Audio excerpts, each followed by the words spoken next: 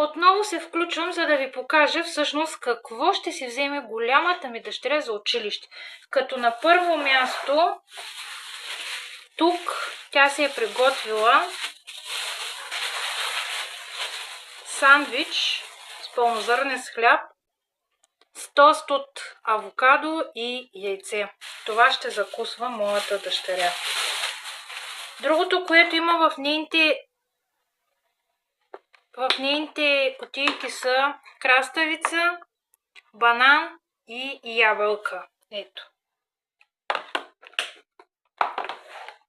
И за по-късно да си хапне, защото е до 3-4 часа. И тук има пълнозърнеста питка с яйце и сирене. Ето как за 10 минути тя всъщност успява всеки ден да си приготвя храната от вкъщи. Това също си го приготвя и малката ми дъщеря, като тя се взема за закуска. Виждате, че не е трудно.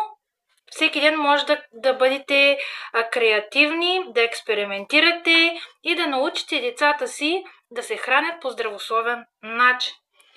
За да може всъщност те да се научат да се грижат по правилен начин за здравето си.